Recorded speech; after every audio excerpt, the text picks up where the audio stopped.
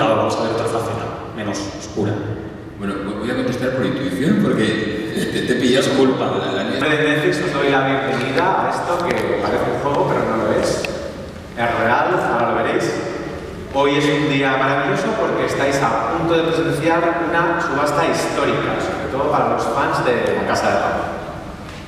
No todos los días tenemos la oportunidad de pujar por un objeto de semejante valor, así que pido por favor que cerréis las cortinas de la sala para asegurar la confidencialidad y la seguridad. Entiendo que estáis deseosos por saber qué es lo que tenemos aquí, qué es lo que va a subastarse hoy, así que no os voy a hacer esperar más.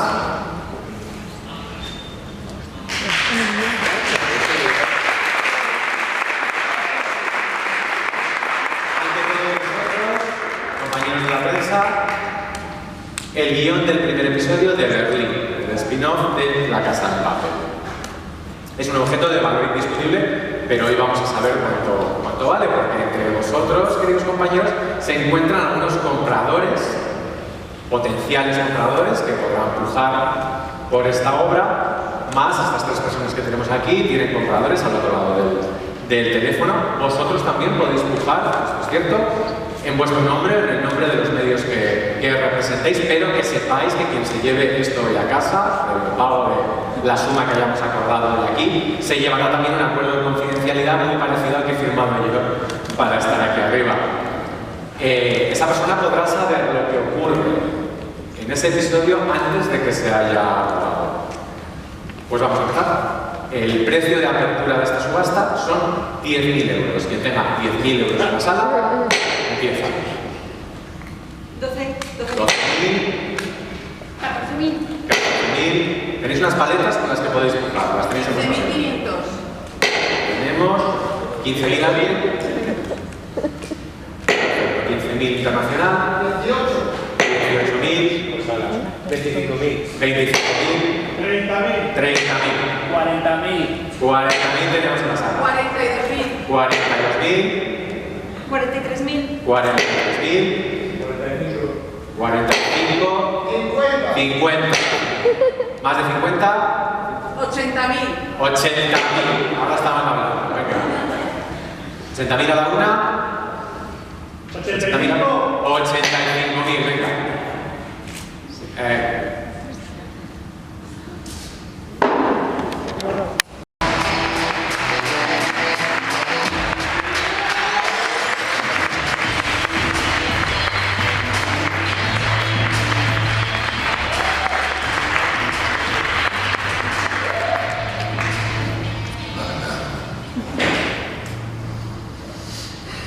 Solo hay dos cosas que pueden convertir un día de perros en un día maravilloso. La primera es el amor. Y la verdad no era el caso. Mi tercera mujer acababa de dejarme. La segunda es un botín de más de 10 millones de euros. Pero tampoco era el caso. Íbamos a robar el eslabón para un golpe mucho más grande. El de hoy era sencillo. Pero si tienes un mal día, puedes terminar poniendo las rodillas al desgraciado y apuntándole a la cabeza. Creo que habéis buscado el guión. El que ha ofrecido cuánto ha sido 85, que sí, que abre luego conmigo la salida. Ahora nos vamos a sentar aquí, a ver una ronda de preguntas y respuestas, pero antes vamos a invitar a Alex Pinal y a Esther.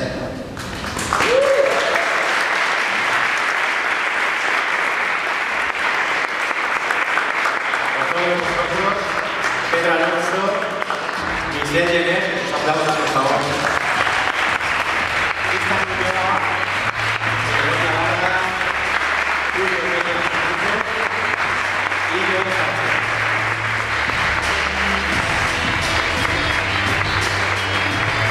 Compañeros creadores de la serie, Alestina y Esther Martínez de Ovato.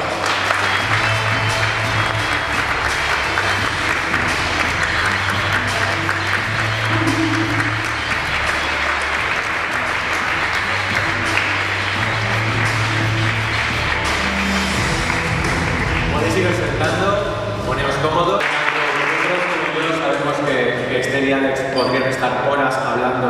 referencias que hace. Vamos a empezar esta rueda de prensa quitándonos eso de encima. Alex, Esther, hablarnos de este Berlín que ya es una realidad.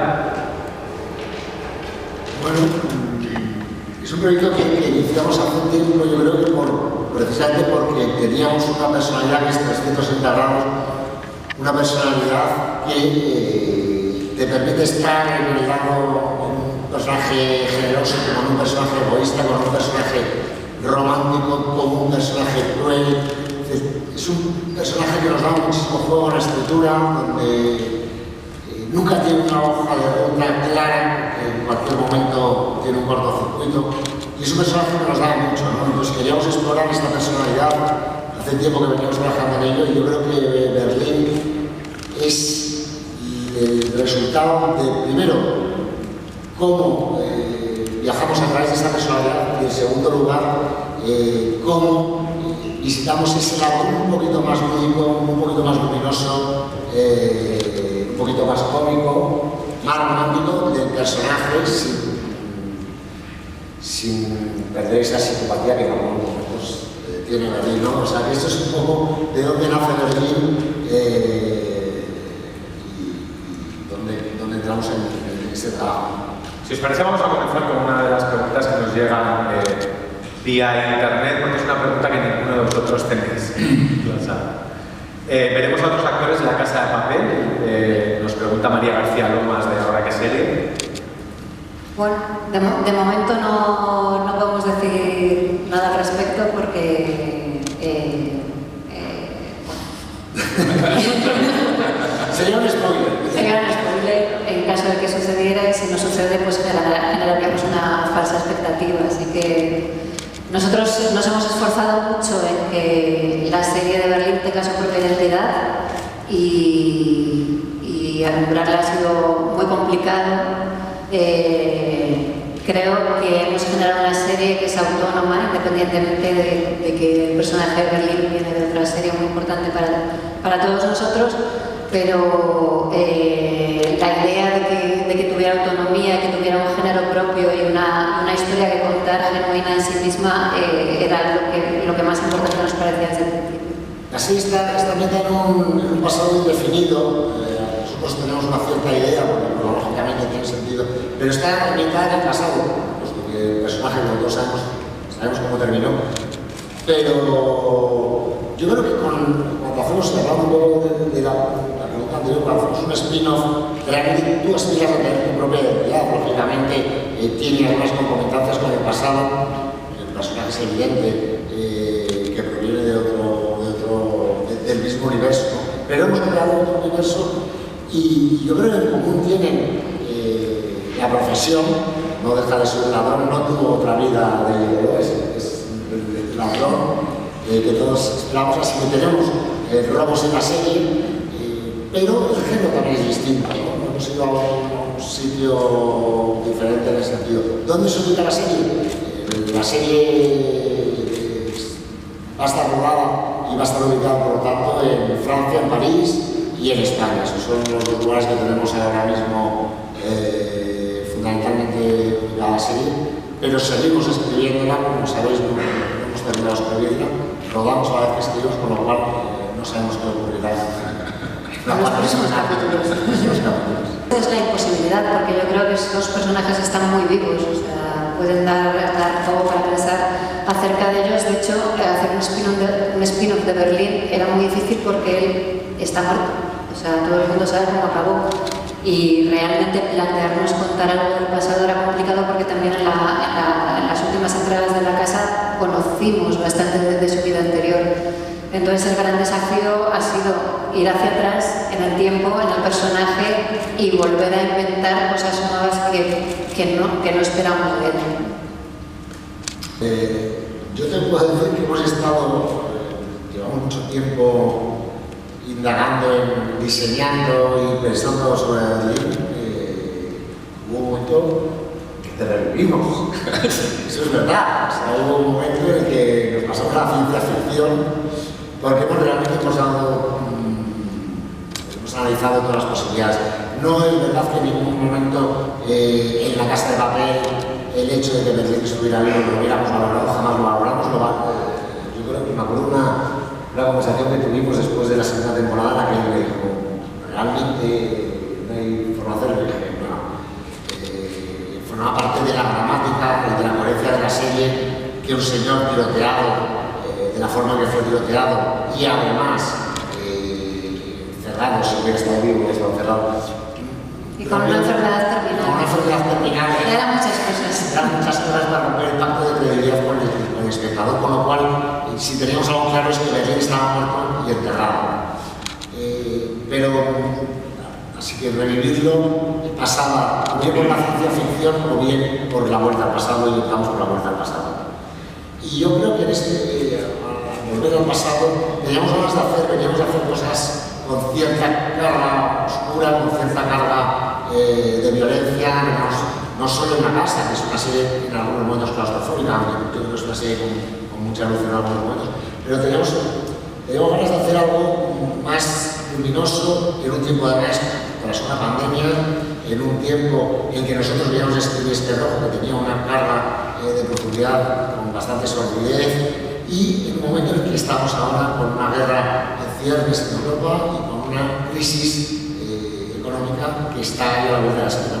Así que creíamos que nuestro trabajo como entretenimiento, que al final es lo que hacemos, tenía que tener algo que ver con la luz, con los personajes luminosos, con los que te lo pasarás bien, y realmente optamos por trabajar por supuesto en robos, pero trabajar en otro vértice con el romanticismo y trabajar en otro vértice con la comedia. ¿No? Hacía muchos años que no hacíamos comedia con un compromiso de hacer reír como en esta serie o con la comedia. ¿No? Siempre nunca hemos dejado la comedia de lado, ¿no? Vis a vis, ni siquiera lo hicimos, ¿no? Pero este es una vuelta cuando hacíamos comedia. Con más vocación de comedia. Con más vocación. No, simplemente pues es que estamos haciendo todos lo mismo, ¿no? Hablamos el otro día de que veníamos de nuestra propia narrativa de alguna manera hostil, y que probablemente cuando entran en las casas de la gente llega un momento que nosotros sentimos que ahora la gente necesita ese confort o esa sensación de encontrarse en un lugar bello, agradable, y por eso hemos virado nuestro tono, por así decirlo, a una narrativa más en comedia, con un espíritu lúdico y con un espíritu de comedia romántica, y con una vocación en cuanto a la imagen y a la gramática y a la música de ir lo más bellos posible. Esa es la intención que tenemos, pero no hemos empezado a rodar. Sí, yo creo que también, a lo mejor, no sé si es esta la pregunta, el personaje de Berlín es verdad que es oscuro, no lo querríamos tener a lo mejor de vecino gitano, pero sí que es verdad que es muy rico, porque a pesar de decir estas grandes burradas que dice, cómo se comporta, muchas veces si te pones en un plano que no es humanitario, por así decirlo, no le falta razón. El tipo es inteligente, y además de eso es un tío que tiene una emocionalidad muy poderosa, es profundamente emocional. Entonces, si esta mente privilegiada está al servicio del mal y solo del carril del mal, pues evidentemente te puede ser una serie oscura. Si colocas a esta personalidad en que sus objetivos sean positivos, como enamorarse, bueno, lo hará a su manera, no de la manera más lícita ni más blanca, por supuesto, pero saldrán cosas con otras características menos oscuras. Sí, al final lo que decías es que es un personaje controvertido, esa es la grandeza, ¿no? Es un personaje no previsible, y eso para un escritor es maravilloso, porque es sorprendente, es estimulante y sobre todo es entretenido, ¿no? Puede ser villano o no sé, pero no te da todas las oportunidades, y es sorprendente para el espectador porque su hoja de ruta, como decía antes, es indescifrable, y porque tiene ese puntito de cortocircuito cerebral psicopático que nos viene muy bien, ¿no? Y genera siempre una inquietud, siempre estás alerta con él, ¿no? Tienes una cosa es que este tío lo mismo te da un botellazo que un beso, y eso siempre es bueno cuando haces ficción. Estamos a punto de iniciar rodaje y escribiendo, ¿no? Somos un caso atípico en Vancouver porque realmente escribimos a medida que rodamos, y eso nos permite tener un cierto juego de cintura y agilidad para ir incorporando pues, cosas cosas que vemos, detalles de los personajes, se te ocurren muchas cosas viendo el material y aunque es un suicidio en términos de rodar y seguir escribiendo, pero seguimos haciéndolo así. Y estamos escribiendo, estamos preproduciendo, estamos llevando unos camiones a Francia para empezar a rodar y en nada empezamos. Aquí, bueno, no, realmente respecto a la presión, yo te diría que siempre tenemos mucha presión. Yo creo que no me he enfrentado a ningún proyecto en términos creativos que no te da presión, ¿no? Aquí tienes muchísimo, o sea, yo creo que es una cosa buena y una mala. La buena es que hay mucha gente que nos va a dar una oportunidad para ver esta serie porque tiene una vinculación enorme con el proyecto anterior, con la Casa de la Papel, que de alguna manera cogemos un fragmento de la casa y con eso hacemos otro universo y otro mundo, ¿no?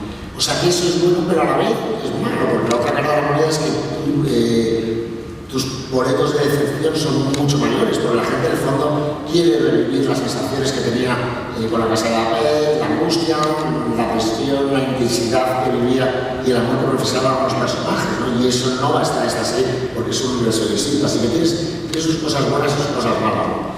Pero yo creo que como esa presión forma parte de los proyectos que hacemos, siempre es así. Lo de los nombres, bueno, no voy a hablar mucho de los nombres, hay momentos en los que se habla de ellos en la serie, pero siempre lo que hemos intentado hacer es un universo diferente, que es lo que creo que tiene que ser un spin-off, y una identidad y un ADN diferente. Esther, después de escuchar esto de las 60 versiones de guión, Bueno, nosotros aprendemos algo, yo creo que cada día en nuestra vida, porque somos, al tener este proceso de escritura tan kamikaze, que es escribir versiones, probarlas, hacerlas con los actores, volverlas a escribir, incluso muchas veces hemos rodado secuencias, las hemos visto y las hemos vuelto a rodar porque no transmitían lo que buscábamos. Creo que estamos en constante aprendizaje, que creo que es la única manera de hacerlo, ¿no? Porque creo que cuando uno cree que ya sabe hacer lo que hace, enseguida se queda antiguo, ¿no? Las nuevas generaciones y las tecnologías hacen que te quedes viejo todo el rato, cada 5 minutos. Entonces, o estás aprendiendo y estás alerta todo el tiempo o no. O, para empezar, creo que estás fuera de profesión, pero para seguir lo más divertido que hay en esta profesión es aprender, ¿no? Tanto de tus propios errores del día a día, de por qué los que son mal y volverlo a hacer, como de todas las personas que están alrededor, que cada una de ellas te aporta algo con su mirada para sumarlo o incluso para reafirmar la tuya, pero siempre es un aprendizaje. Pedro, nos llega otra pregunta desde... Bueno, yo creo que lo he dicho al principio, ¿no? Porque también hemos hablado de esto, es una pregunta recurrente en el sentido de que diseñamos los personajes de la casa con algunos de ellos o casi todos con muchas capas, muchas posibilidades y todos ellos podrían, ¿sabes? Desde Tokio al profesor, pasando por Palermo, Nairobi, yo creo que todos ellos tienen una historia que contar en un spin-off o una historia particular, incluso algo que no desconozcamos. Pero quizás la personalidad más efervescente para colocarla en otro universo y trabajar con esa personalidad fuera de aquí, por esto que hablamos, ¿no? Al final buscas una personalidad de 360 que te pueda funcionar muy bien en diálogo, en acción, en sorpresa, que sea estimulante, que sea controvertida. Es fantástico que Berlín sea un personaje controvertido, ¿no? Y esto es lo que buscamos siempre cuando escribimos, ¿no? No siempre te salen personajes con ese potencial, ¿no? O sea, yo creo que colocar a una nueva banda alrededor de la personalidad de Berlín en otro estado emocional del personaje nos gustaba mucho, ¿no? Y es quizás el que para nosotros nos daba más rollo escribir, ¿no? También yo como escritor creo que, bueno, es un personaje que da mucho gusto escribir, porque es un tío que, ¿sabes? Que no te lo espera, entonces te permite hacer locuras en la sala de guión que no te permiten otros personajes, ¿no? La libertad que te da el personaje de Berlín es mucho mayor. Pedro. Bueno, en cuanto al final perfecto... Lo vamos a matar.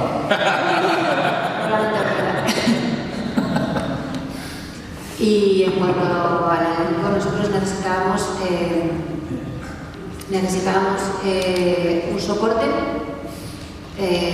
para Berlín, ya que él va con sus aventuras amorosas y revolotear como una mariposa entre el amor y las mujeres de su vida.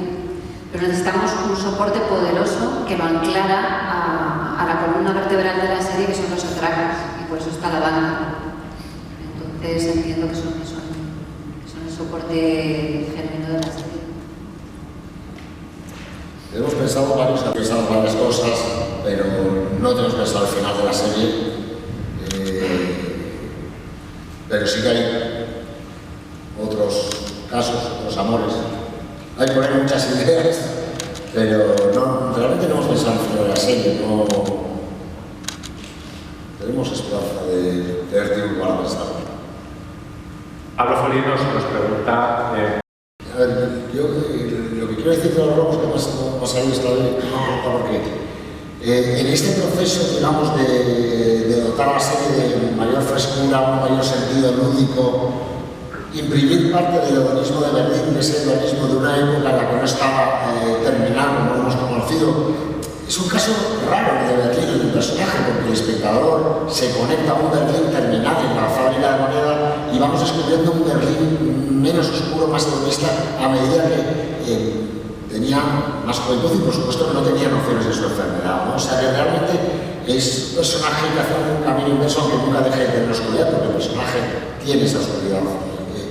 Lo que en este momento de quitarle oscuridad a los robos, también decidimos limitar la oscuridad, limitar la opresión claustrofóbica de la violencia, de la angustia, de la claustrofobia. O sea, quitamos muchas capas con las que veníamos trabajando habitualmente y trabajamos con unos robos que tenían mucho más que ver con David Copperfield, que eran robos de ilusionismo, robos en que el ingenio quitaba parte quitaba parte de la violencia que puede tener un robo con pistolas con secuestro, ¿no? O sea que realmente hemos trabajado en esa línea también en los robos, y los robos están en la serie, efectivamente, pero son robos con un cierto componente de prestidigitación, por llamarlo de alguna manera. Él es el David Copperfield de los robos ahora.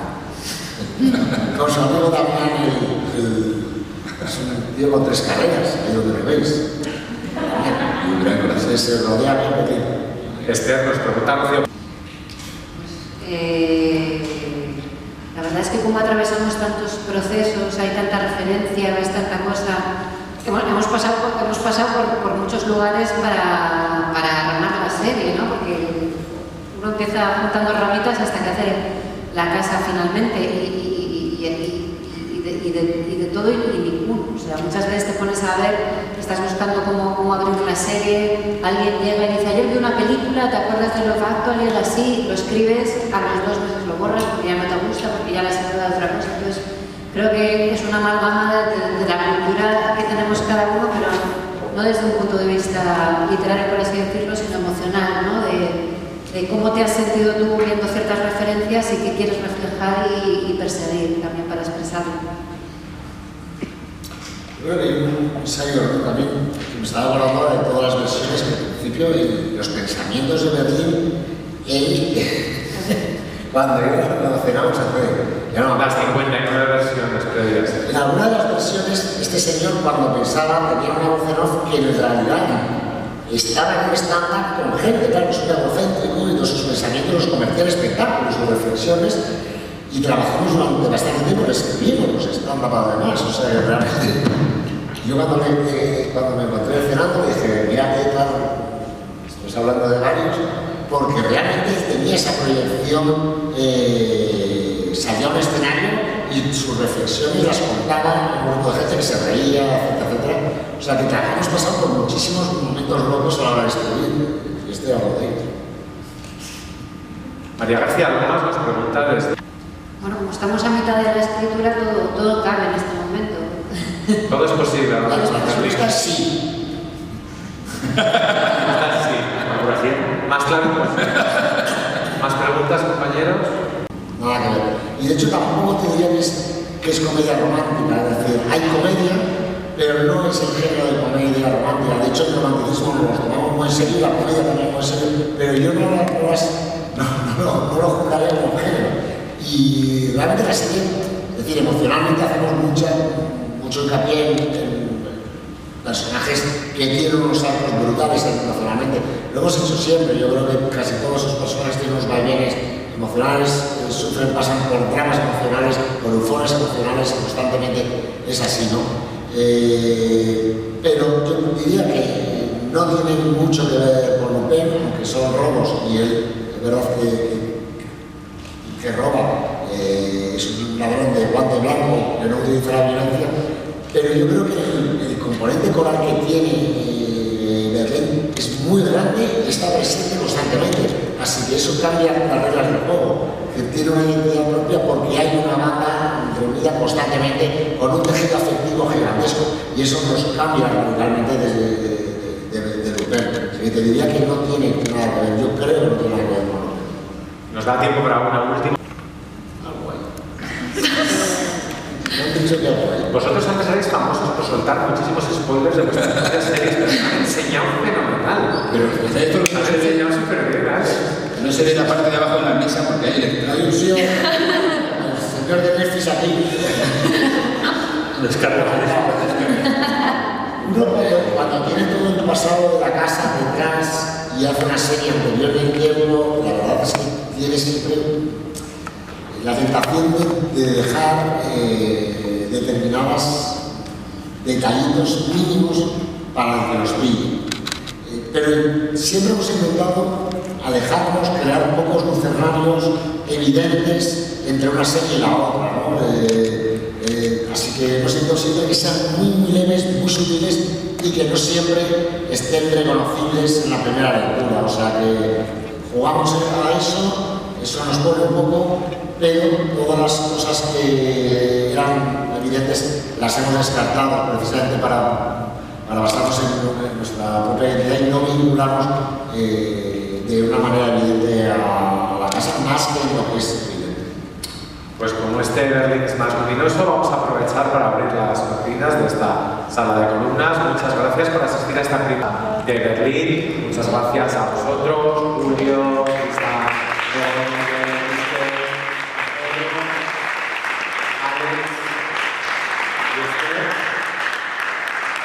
ya sabéis, en el aeropuerto tenemos que controlar sus pertenencias porque Berlín está cerca. Muchas gracias.